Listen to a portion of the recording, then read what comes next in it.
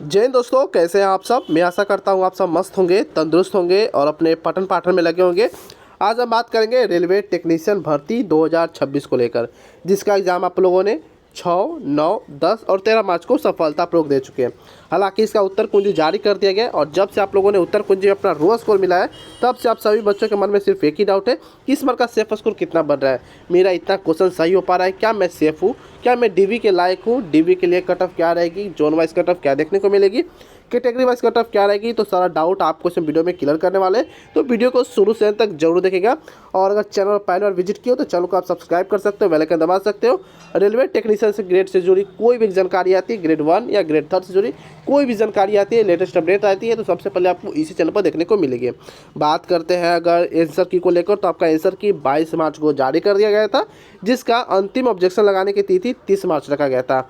और आप सभी ने कुछ ऑप्शन पर या कुछ क्वेश्चन पर ऑब्जेक्शन जरूर लगाए होंगे अगर आपको डाउट होता तब। अब बात करते हैं रेलवे टेक्नीशियन एग्ज़ाम 2026 के डिटेल के बारे में जानते हैं, जिसमें टोटल पोस्ट की बात किया जाए तो 6238 इसमें टोटल पद थी, जिसमें ग्रेड 1 की बात किया जाए तो 183 और ग्रेड 3 के लिए 6055 टोटल पोस्ट शामिल है। बात अगर करते हैं टोटल अप्लाई फॉर्म को लेकर, तो इसमें 8 लाख टोटल फॉर्म भरे गए थे, जिसमें प्रेजेंट कैंडिडेट की बात किया जाए कितने एप्लीकेंट जो एग्जाम में प्रेजेंट हुए थे, तो उनकी संख्या लगभग 4,10,000 के करीब में उनकी संख्या है, यानी कि 50% उपस्थिति दर्ज कराई गई थी इससे एग्ज़ाम में।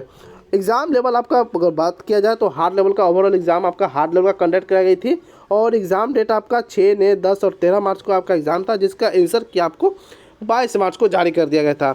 आई होप यहाँ तक आपका सारा डाउट क्लियर हो चुका होगा। फिर भी कोई डाउट बचे तो कमेंट सेक्शन के माध्यम से आप हमसे पूछ सकते हैं। अब बात करते हैं वैकेंसी डिटेल को लेकर, तो वैकेंसी डिटेल में सबसे आते पहले ग्रेड 1, तो ग्रेड में 1 में आपको यूआर में 83, एससी में 27, एसटी में 12, ओबीसी में 38 और ईडब्ल्यूएस में 81, यानी कि टोटल ग्रेड 1 में 183 पोस्ट शामिल है। टेक्नीशियन ग्रेड 3 की बात किया जाए तो सबसे ज़्यादा पोस्ट निकाली गई थी, इसमें यूआर में 2547, एससी में 993, एसटी में 574, ओबीसी में 1387, ईडब्ल्यूएस में 522 और टोटल की बात करते हैं तो टोटल इसमें 6055 टोटल वैकेंसी निकाली गई थी। यहाँ आपको ग्रेड 1 प्लस ग्रेड 3 का टोटल वैकेंसी आपको यहाँ दिख रहा होगा। आई होप यहाँ तक आपका सारा डाउट क्लियर हो चुका होगा। अब बात करते हैं detail of vacancy at a glance को लेकर। इसमें आपको यह शो कर रहा होगा कि आपने किस लेवल का फॉर्म भरा था, यानी कि अगर आपने ग्रेड 3 का फॉर्म भरा है तो जिसमें आपको लेवल 3 का जॉब होने वाला है, अगर आप ग्रेड 1 का फॉर्म भरे या लेवल 5 का आपका जॉब रहने वाला है। अब बात करते हैं यहाँ आपको मेडिकल स्टैंडर्ड शो कर रहा होगा, जाके काफ़ी इंपॉर्टेंट हो जाती है एक स्टूडेंट के लिए कि किस मेडिकल स्टैंडर्ड का आपका होने वाला है। जैसे कि अगर सिग्नल में है तो आपको B1 मेडिकल स्टैंडर्ड चाहिए, ट्रैक मशीन में है तो A3 आपको चाहिए, ब्लैक स्मिथ में B1 चाहिए। इसी प्रकार का यहाँ सारा शो कर रहा होगा, आप देख सकते हैं और उस प्रकार से अपना प्रिपरेशन कर सकते हैं। मेडिकल फिटनेस काफ़ी ज़रूरी है रेलवे के किसी भी एग्ज़ाम में, तो अपना फिटनेस तैयार रखिएगा। अब बात आगे करते हैं एग्ज़ाम पैटर्न और मार्किंग के बारे में जानते हैं। सबसे पहले बात करते हैं मैथ का 25 क्वेश्चन पूछा गया था, रीजनिंग का 25 क्वेश्चन, जीके या करंट अफेयर से 10 क्वेश्चन, साइंस से 40 question. Total question of number की बात किया जाए तो 100 क्वेश्चन का आपका एग्जाम कंडक्ट कराया गया था। आगे का अगर बात करते हैं एग्जाम पैटर्न मार्किंग को लेकर, तो आरआरबी की टेक्नीशियन ग्रेड 3 की बात करते हैं सीबीटी एग्जाम पैटर्न को लेकर। जैसे मैथ 25 क्वेश्चन पूछे गए थे 25 मार्क्स का, रीजनिंग 25 क्वेश्चन 25 मार्क्स का, जनरल साइंस 40 क्वेश्चन 40 मार्क्स का और जनरल अवेयरनेस 10 क्वेश्चन 10 मार्क्स का। इसमें आपको 90 मिनट का समय दिया गया था निगेटिव मार्किंग के साथ। आई होप यहाँ तक आपका सारा डाउट क्लियर हो चुका होगा।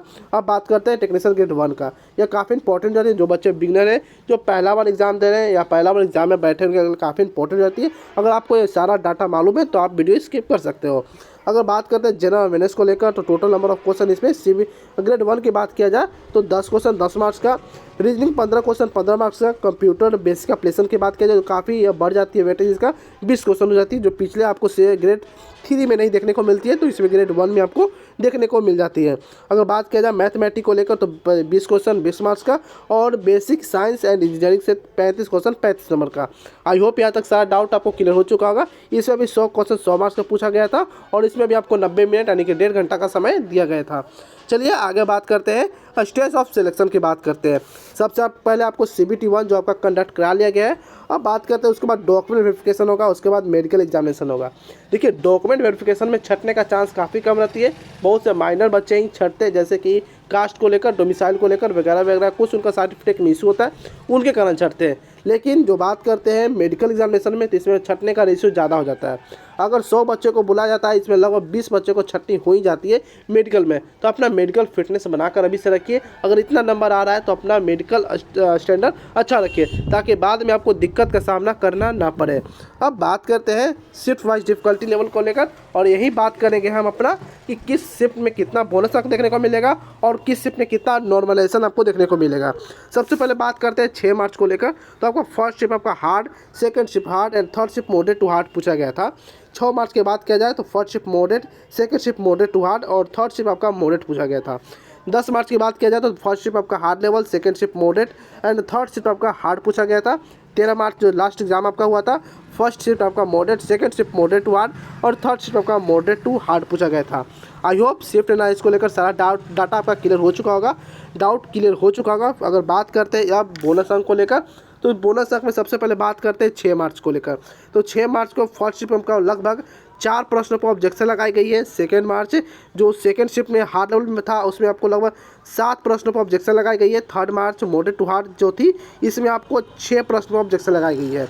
वहीं बात करते हैं 9 मार्च को लेकर, तो फर्स्ट शिफ्ट आपको लगभग 3 प्रश्नों पर, सेकेंड शिफ्ट में 6 प्रश्नों पर और थर्ड शिफ्ट में टोटल 8 प्रश्नों पर ऑब्जेक्शन लगाई गई है।